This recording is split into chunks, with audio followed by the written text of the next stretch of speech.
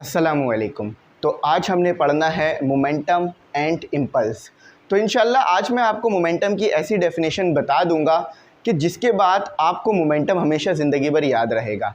आप लोग क्या याद रखते हो? Momentum is the product of mass and velocity या वेलोसिटी एंड मास। ये भी ठीक है, लेकिन समझ नहीं आ रहा होता है कि मोमेंटम प्रैक्टिकल लाइफ में होता कहाँ है। तो आ जाओ इस चीज़ को पढ़ते हैं और समझते हैं। अच्छा, मेरा आपसे एक सवाल है कि अगर आप मोमेंटम को जानते हो यानी मोमेंटम पढ़ा है तो मुझे बताओ कार का मोमेंटम ज़्यादा होगा या इंसान का मोमेंटम ज़्यादा होगा? ठीक है, इसका जवाब कमेंट सेक्शन में ज़रूर बता दो। अच्छा, अब आ जाओ मोमेंटम को समझते हैं कि मोमेंटम होता क्या है। देखो भाई, मोमेंटम आपके पास जो है वो ऐसी फिज़िकल प्रॉपर्टी होती है, यानी ऐसी प्रॉपर्टी है कि जो कि हमें बताती है कि अगर कोई चीज़ मोशन कर रही है तो उसको रोकने के लिए कितनी फोर्स चाहिए, या अगर कोई चीज़ रुकी हुई है तो उसको चलाने के लिए कितनी फोर्स चाहिए। बात समझ में आई? मैं फिर रिपीट करता हूँ, ज़रा मेरी बात को दिमाग में बिठाना। मोमेंटम हमारे पास वो प्रॉपर्टी है किसी भी बॉडी की जो कि हमें बताती है कि अगर कोई चीज़ रुकी हुई है तो उसको मोशन कराने के लिए कितनी फोर्स या कितनी एफर्ट चाहिए होगी, या अगर कोई चीज़ मोशन कर रही है तो उसको रोकने के लिए कितनी फोर्स या कितनी एफर्ट चाहिए होगी। आप बात अच्छी तरह समझ सकते हैं कि अगर कोई चीज़ रुकी हुई है तो उसको मोशन कराने के लिए फ़ोर्स तो देनी होगी ना, बगैर फोर्स दिए तो वो मोशन नहीं करती। और अगर कोई चीज़ मोशन कर रही है तो उसको रोकने के लिए फ़ोर्स चाहिए, जो कि आप ब्रेक के ज़रिए भी लगा सकते हो या गाड़ी के सामने आकर सुपरमैन बनकर भी लगा सकते हो। लेकिन सुपरमैन बनोगे तो खुद ही को नुकसान पहुँचेगा, गाड़ी को कुछ नहीं होगा, तो ब्रेक ज़्यादा बेहतर है। अच्छा, अब ज़रा यहाँ पर आ जाओ, फॉर्मूला पढ़ते हैं, डेफिनेशन पढ़ते हैं, यूनिट पढ़ते हैं और फिर उसके बाद उसकी जो है वो हम डायमेंशन पढ़ते हैं। अच्छा, यहाँ पर मैं एक छोटी सी डिटेल्स आपको दे दूँ कि क्लास 11 के फ़िज़िक्स के नोट्स बन गए हैं। 200 इसकी प्राइस है PDF की। इंशाल्लाह जब आप ये नोट्स बाय करोगे तो ज़रूर सेटिस्फाई होगे। आप ये नोट्स बाय करने के बाद ये नहीं सोचोगे कि 200 रुपये ज़्यादा दे दिए या कम दे दिए। ये इतने ज़बरदस्त लिखे हैं। क्यों? क्योंकि इसमें numericals, question answers, MCQs, CRQs, ERQs, definition, derivation सब सॉल्व है। पूरे चैप्टर्स के हैं, पूरी बुक के हैं। तो बहुत ही ज़बरदस्त नोट्स हैं। अभी तक मार्केट में नोट्स आए भी नहीं होंगे क्योंकि हमने फ़ौरन बना लिए थे। तो इजी पैसा नंबर आ रहा है, उसी पे बाय कर लेना। अब चलो आओ इसके ऊपर बात करते हैं। सबसे पहले हम सबको ये बात पता है कि मोमेंटम क्या होता है, the product of mass and velocity या वेलोसिटी एंड मास एक ही बात है, of a moving body is called linear momentum. बात याद रखो, मोमेंटम हमारे पास दो किस्म के होते हैं, एक एंगुलर होता है, एक लीनियर होता है। यहाँ पर आप लीनियर मोमेंटम को पढ़ना है। लीनियर का वर्ड जब भी आ जाए उसका मतलब होता है स्ट्रेट लाइन, यानी कोई भी चीज़ सीधी मोशन करेगी, बिल्कुल स्ट्रेट लाइन में जाएगी। जैसे कि अगर मेरे पास कोई गाड़ी है, ठीक है, तो वो गाड़ी मेरे पास स्ट्रेट लाइन में जाएगी, स्ट्रेट, ठीक है, स्ट्रेट लाइन में जाएगी। तो इस चीज़ को हम कहते हैं या तो स्ट्रेट या तो लीनियर। ठीक है, फिजिक्स में आपको ये चीज़ स्ट्रेट बहुत कम ही लिखी हुई मिलेगी, लीनियर मिलेगी। तो लीनियर मोमेंटम क्या है कि सीधी लाइन में कोई चीज़ अगर मोशन कर रही है तो उसके पास लीनियर मोमेंटम होगा। अब मोमेंटम का फॉर्मूला जैसा कि डेफिनेशन में लिखा हुआ है, momentum is the product of mass and velocity. अगर ये लिख लोगे P = VM तो भी एक ही बात है, लेकिन ज़्यादातर आपको बुक्स में और आपकी बुक्स में भी इन्होंने यही लिखा हुआ है। ठीक है, अच्छा, अब सबसे पहले वेलोसिटी आपके पास एक वेक्टर क्वांटिटी है, ये बात आपने जो है वो याद रखनी है। और मोमेंटम भी आपके पास एक वेक्टर क्वांटिटी ही होती है। ठीक है, अच्छा, ये P क्या है? P आपको बताता है मोमेंटम। ठीक है, ये M क्या है? M आपके पास है मेरे भाई मास, और V क्या है? V है आपके पास वेलोसिटी। ठीक है, जब कोई चीज़ भारी होगी यानी मास उसका ज़्यादा होगा और वो हल्के मोशन भी कर रही होगी, उसका मोमेंटम ज़्यादा होगा। फॉर एग्जाम्पल, गाड़ी हल्की वेलोसिटी में मूव कर रही है लेकिन इसका मास बहुत ज़्यादा है, तो इसको रोकने के लिए क्या लगाओगे? फोर्स। अब आप अगर खुद सामने आ जाओ इस गाड़ी के, इसको रोकने की कोशिश करो तो क्या रोक पाओगे? बिल्कुल भी नहीं। बिल्कुल ही मामूली मोशन क्यों ना कर रही हो, यानी इतनी स्पीड में मोशन कर रही है कि जितनी स्पीड में आप चलते हो, ठीक है, बहुत तेज़ नहीं मोशन कर रही है, बिल्कुल इतनी स्पीड है कि जितनी स्पीड में आप चलते हो, अगर आप इसको रोकने की कोशिश करो तो आप इसको नहीं रोक पाओगे। क्यों? क्योंकि इसका मास ज़्यादा है, तो इसके मास ज़्यादा होने की वजह से इसका मोमेंटम ज़्यादा हो जाएगा। अब कोई इंसान गाड़ी की स्पीड में मोशन कर रहा हो, उसकी जो वेलोसिटी है वो गाड़ी की वेलोसिटी के बराबर हो, लेकिन आप उसे रोकने की कोशिश करो तो आप उसे रोक लोगे। क्यों? क्योंकि उसका मास कम है। बात समझ में आई कि मोमेंटम आपको बताता है कि किसी भी चीज़ को रोकने के लिए या किसी भी चीज़ को चलाने के लिए कितनी फोर्स चाहिए। बेशक अगर गाड़ी भारी है तो फिर उसको आपको रोकने के लिए ज़्यादा फोर्स चाहिए होगी। अब जल्दी से कमेंट सेक्शन में जवाब दे दो। ठीक है, बात समझ में आ गई। अब आ जाते हैं इसके यूनिट पर।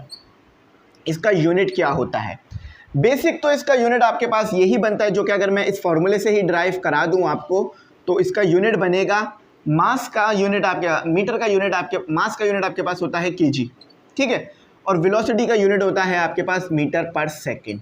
लेकिन मज़े की बात यह है कि ऐसा यूनिट आपको बहुत कम ही लिखा हुआ मिलेगा। इसका यूनिट लिखा हुआ मिलेगा आपको न्यूटन सेकेंड। अब वो कैसे बनता है? वो ऐसे बनता है कि आप करते हो मल्टीप्लाई एंड डिवाइड एस। ठीक है, अब मल्टीप्लाई और डिवाइड का मतलब क्या है? सिंपल मतलब है केजी और ये एस, कि जो चीज़ मल्टीप्लाई करा रहे हो वही चीज़ डिवाइड करा दो। तो क्या होगा कि दोबारा एस से एस कैंसिल हो जाएगा, तो आपकी जो इक्वेशन है वो बैलेंस रहेगी, उस पर कोई फ़र्क नहीं पड़ेगा। तो यह आपके पास आ गया केजी, ठीक है, मीटर, नीचे वाला एस एस से मल्टीप्लाई हो गया और ये वाला एस यहीं पे रहा। ये चीज़ क्या लग रही है आपको? Metre per second square. बिल्कुल सही, metre per second square is equal to acceleration, है ना, एक्सेलरेशन हो गई ना आपके पास। और केजी क्या है? मास, ठीक है। तो आपके पास क्या आ गया? केजी और एक्सेलरेशन क्या चीज़ होती है? न्यूटन, फोर्स होती है।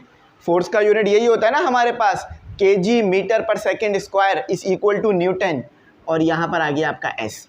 अब हेयर करके यहाँ पर लिख लो, हेयर करके यहाँ पर लिख लो कि न्यूटन किसके बराबर होता है आपके पास? एम ए, है ना, मतलब मैं इसका फॉर्मूला लिख रहा हूँ एम ए। अच्छा, अब एम का यूनिट क्या होता है? केजी। एक्सेलरेशन का यूनिट क्या होता है आपके पास? Metre per second square. Multiply हो रहा है तो दोनों के नीचे ले लो। तो देख रहे हो यहाँ पर केजी भी है, केजी भी है, मीटर भी है, मीटर भी है, सेकेंड स्क्वायर भी है, सेकेंड स्क्वायर भी है। तो मैंने इस पूरी टर्म को न्यूटन से रिप्लेस कर दिया, तो मोमेंटम का जो यूनिट आया आपके पास आया न्यूटन सेकेंड। अक्सर आपको यही चीज़ लिखा हुआ मिलेगा। ठीक है, बात समझ आ गई। यूनिट हमने देख लिया, इसकी डायमेंशन को मैं आगे डिस्कस करता हूँ। वेक्टर क्वांटिटी है, बात याद रहेगी, मैं लिख भी देता हूँ। ठीक है, मोमेंटम इज आ, ये पॉइंट बना लो, ठीक है, momentum is a vector quantity. Vector quantity हम पढ़ चुके हैं, जिसको डायरेक्शन की ज़रूरत होती है। अब आ जाते हैं इस चीज़ के ऊपर जो मैंने आपसे सवाल किया था। अगर आप इसका जवाब नहीं दे पाए तो अब ज़रा इसका लॉजिक देखो। हम सब बिल्कुल इस बात पे तो श्योर हैं कि दुनिया की कोई सी भी गाड़ी ले लो, किसी भी मॉडल की, किसी भी कंपनी की, उसका मास तो इंसान से ज़्यादा ही होगा, है ना। कोई भी ऐसा इंसान नहीं होगा हमारे पास, चलो कोई इंसान है उसका मास है 150 किलो, ये मैं मैक्सिमम रख रहा हूँ, ठीक है, 150 भी बहुत ज़्यादा हो गया है, चलो थोड़ा और बढ़ा लो आपके आसानी के लिए, चलो उसका मास रख लो 200 kg। कि कोई ऐसी गाड़ी दुनिया में आती होगी, रियल कार की बात कर रहा हूँ, टॉय कार की बात नहीं कर रहा हूँ, कोई ऐसी रियल गाड़ी दुनिया में आती होगी कि जिसका मास जो है वो 200 kg हो या उससे कम हो? नहीं आती होगी, बिल्कुल इससे ज़्यादा ही आती होगी। उसका तो एक एक पार्ट ही इतना भारी होता है कि इंसान के वजन से ज़्यादा हो जाता है। तो यानी मास तो हर हालत में गाड़ी का ज़्यादा ही रहेगा, बात ठीक है। अच्छा, और मास हर हालत में इंसान का कम ही रहेगा। देखो, इसकी वेलोसिटी भी ज़्यादा, इसका मास भी ज़्यादा, तो फिर हमारे पास क्या पता चल रहा है कि मोमेंटम ऑफ कार ज़्यादा होगा, यानी गाड़ी को रोकने के लिए आपको ज़्यादा फोर्स लगानी होगी। यही बात तो लिखी हुई है यहाँ पर। क्या लिखा है मैंने? Momentum is the property of a moving body. Momentum जो है वो प्रॉपर्टी है, खसूसियत है एक बॉडी की, जो कि हम determines now how much effort, जो कि हमें बताती है कि कितनी फोर्स चाहिए है आपको किसी चीज़ को एक्सेलरेट करने के लिए, एक्सेलरेट का वर्ड जब भी आ जाए ना, इसका मतलब ये होता है कि अगर कोई चीज़ रुकी हुई है तो उसको चलाने में, अगर कोई चीज़ कांस्टेंट वेलोसिटी से मूव कर रही है तो उसको और तेज़ आगे ले जाने में। ठीक है, एक्सेलरेट का वर्ड जब भी आ जाए क्या पता चल जाएगा इससे आपको कि अगर कोई चीज़ रुकी हुई है तो उसको चलाने में क्या कितनी फोर्स चाहिए, और अगर कोई चीज़ चल रही है ऑलरेडी यूनिफॉर्म वेलोसिटी से तो उसको और तेज़ चलाने के लिए कितनी फोर्स चाहिए होगी आपको। ठीक है, और स्टॉप अ बॉडी, या तो बॉडी को चलाने के लिए कितनी फोर्स चाहिए हो या तो बॉडी को रोकने के लिए कितनी फोर्स चाहिए हो, ये मोमेंटम आपको बता देता है।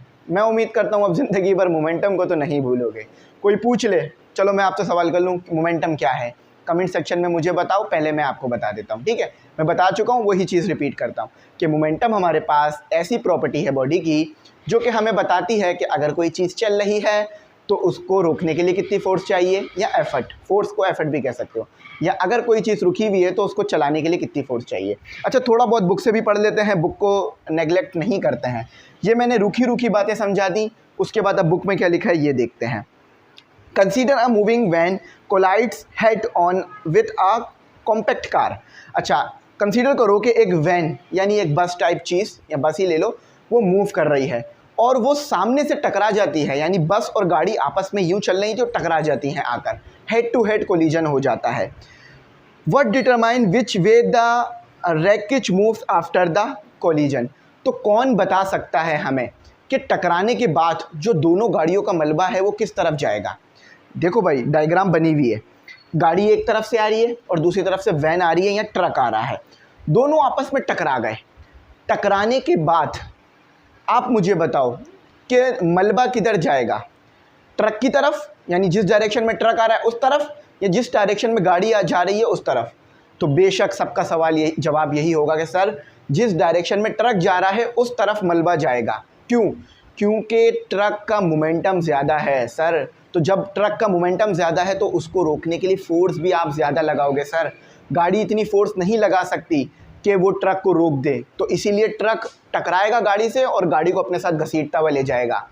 जब भी कभी आप ट्रक और गाड़ी का एक्सीडेंट देखोगे, खुदा ना खास्ता कभी आपको देखना पड़े, लेकिन अगर देखो सोशल मीडिया पे तो ये चीज़ आपको सब में देखने के लिए मिलेगी कि जब गाड़ी ट्रक से टकराती है तो गाड़ी उसी डायरेक्शन में जाना शुरू कर देती है जिस डायरेक्शन में ट्रक जा रहा होता है। क्यों? क्योंकि ट्रक का मोमेंटम ज़्यादा होता है। चलो भाई, अब मुझे लगता है उम्मीदें नहीं भूलोगे। अब ये चीज़ हमें न्यूटन नहीं बता पा रहे थे, तो इसी चीज़ को बताने के लिए अब यहाँ पे लिखते हैं, how do you decide how a knock the billiard ball. अच्छा, ये तो वही बिलियर्ड बॉल की बात लिखी है, मैं ये बिलियर्ड बॉल बता देता हूँ क्या होती है। भारी बॉलें देखी आपने, स्नूकर बॉल्स, जो आप बॉलिंग करने जाते हो, वो जो आगे चीज़ें रखी होती हैं, फिर वो धक्का दे के मारते हो और फिर वो गिर जाती हैं चीज़ें, बॉलिंग ही कहते हैं हम उसे। ठीक है, बॉलिंग करना या स्नूकर खेलना, उसमें आपने बॉल्स देखी है ना, उन बॉल्स को कहा जाता है बिलियर्ड बॉल। यानी वो भारी होती हैं, कहाँ उसकी बनी हुई होती है, मार्बल की बनी हुई होती है, मार्बल ठीक है, इस पर थोड़ी मेरी प्रोनाउंसिएशन ख़राब है। अच्छा, because we know very little about the complicated force involve. अच्छा, न्यूटन का जो फॉर्मूला है वो कॉम्प्लिकेटेड फोर्सेस को नहीं बता पाता, तो उन ही चीज़ों को पढ़ने के लिए, आसान करने के लिए हम आ जाते हैं कहाँ पर, मोमेंटम पर, इम्पल्स पर, और साथ ही साथ law of conservation of momentum पर। ठीक है, अच्छा, तो मोमेंटम की मैंने डेफिनेशन बता दी, ये लिखी हुई पढ़ भी दी थी मैंने शुरू में ही। अच्छा, उसके बाद जो मैंने आगे पढ़ी बात, एक्सप्लेनेशन ये लिखी हुई जो कि मैंने अभी पढ़ भी दी थी, दोबारा पढ़ देता हूँ। Momentum is the property of a body which determines how much effort is required to accelerate or stop a body. ठीक है, ये लिख दिया मैंने यहाँ पर और बता भी दिया कि मोमेंटम हमारे पास वो खसूसियत है बॉडी की। देखो, बार बार मैं रिपीट कर रहा हूँ, आप शायद इरिटेट हो रहे होगे, लेकिन मेरा मकसद ये है कि आपके सर में ये बात बैठ जाए, दिमाग में ये बात बैठ जाए कि मोमेंटम क्या है। तो मोमेंटम हमारे पास वो प्रॉपर्टी है बॉडी की जो कि बताती है कि अगर कोई चीज़ मोशन कर रही है या रुकी हुई है तो कितने फोर्स चाहिए होगा किसी मोशन करती हुई बॉडी को रोकने के लिए और किसी रुकी हुई बॉडी को मोशन कराने के लिए। Hence it may also be terms as quantity of motion of the body. और ये इसको ये भी कहा जाता है कि मोमेंटम आपके पास क्वांटिटी ऑफ मोशन है। बिल्कुल सही बात है, क्योंकि मास और वेलोसिटी क्वांटिटी ऑफ मोशन को बताती है। अच्छा, अब डायमेंशन की तरफ आ जाते हैं। डायमेंशन इस फॉर्मूले से आप नहीं निकाल सकते, डायमेंशन आप इस फॉर्मूले से निकालोगे तो इसकी डायमेंशन क्या होगी। ठीक है, इसकी डायमेंशन क्या होगी, ज़रा इसकी डायमेंशन देखते हैं। यूनिट मैंने पढ़ दिए थे, इसके यूनिट ऑफ मोमेंटम मैंने लिख दिया था न्यूटन सेकेंड। अच्छा, इसके और भी यूनिट्स हैं, क्योंकि हम SI सिस्टम ज़्यादा पढ़ते हैं, लेकिन इसके अलावा CGS सिस्टम भी होता है हमारे पास और FPS सिस्टम भी होता है। CGS सिस्टम हमारे पास जिसमें हम डाइन लेते हैं, किसका यूनिट, न्यूटन का, यानी फोर्स का यूनिट, तो डाइन सेकेंड। आपको पता है CGS सिस्टम में टाइम का यूनिट सेकेंड ही रहता है, सिर्फ जो न्यूटन है वो डाइन में तब्दील हो जाता है, तो डाइन सेकेंड हमारे पास CGS सिस्टम में आता है मोमेंटम का यूनिट। अच्छा, FPS सिस्टम में हमारे पास आता है LB सेकेंड, ठीक है, LB यानी फोर्स का यूनिट, सेकेंड यानी आपके पास टाइम का यूनिट आ गया, ठीक है। अब डायमेंशन को देखते हैं ज़रा, इसकी डायमेंशन क्या बनती है। इसकी डायमेंशन निकालनी है, इस चीज़ को उठाकर अपने पास ले आओ, ठीक है, P इज इक्वल टू, और अगर ये चीज़ है तो इसको ये बना लो, आप बना सकते हो इजीली, ठीक है, kg metre per second. kg भी एक बेस क्वांटिटी है, मास, ठीक है, मीटर यानी लेंथ भी एक बेस क्वांटिटी है, और s यानी टाइम, ये भी एक बेस क्वांटिटी है। तो तीनों हमारे पास बेस क्वांटिटीज़ हैं। अब यहाँ पर लिख लेते हैं, kg मेरे पास होता है मास, जिसकी डायमेंशन हमेशा रहती है m, है ना। लेंथ, भाई kg हमारे पास क्या है, मास की डायमेंशन हमेशा m रहती है। अच्छा, मीटर यानी मेरे पास लेंथ की बात हो रही है, इसकी डायमेंशन हमारे पास हमेशा रहती है l, ठीक है। सैंपल कुछ भी हो, डायमेंशन हमेशा l रहेगी, और यूनिट कुछ भी हो, डायमेंशन हमेशा l रहेगी। सेकेंड हमारे पास होता है टाइम, जिसकी डायमेंशन होती है t। तो ज़रा पुट कर दो, तो आपके पास आ रहा है P is equal to ml, और नीचे आ रहा है t। अब डायमेंशन में मैंने बताया है कि नीचे नहीं छोड़ते किसी भी चीज़ को, ऊपर ले आते हैं, हमेशा मैं ये बात बोलता हूँ। तो आपके पास आ जाएगा ml/t का इन्वर्स, जब भी किसी चीज़ को ऊपर लाते हो वो इन्वर्स हो जाता है, ठीक है, इन्वर्स हो जाता है। ये हो गई द डायमेंशन ऑफ मोमेंटम। तो ये बिल्कुल यही लिखी हुई है, ml/t इन्वर्स। बहुत अच्छी तरह मैंने एक्सप्लेन किया, अपनी पूरी एफर्ट दी, और अब मैं उम्मीद करता हूँ मोमेंटम की डेफिनेशन नहीं भूलोगे। अब अगर मैंने एक और बार मोमेंटम की डेफिनेशन बोली तो मुझे उम्मीद है आप चैनल अनसब्सक्राइब कर दोगे, तो अब मैं नहीं बोलूँगा, ठीक है, टेंशन ना लो। अच्छा, थोड़ा सा यहाँ पर एक चीज़ बता दूँ कि भाई देखो, आप लोग ग्रुप में ऐड हो जाओ, ग्रुप में ऐड हो गए ना, आप लोगों का ही फ़ायदा होगा।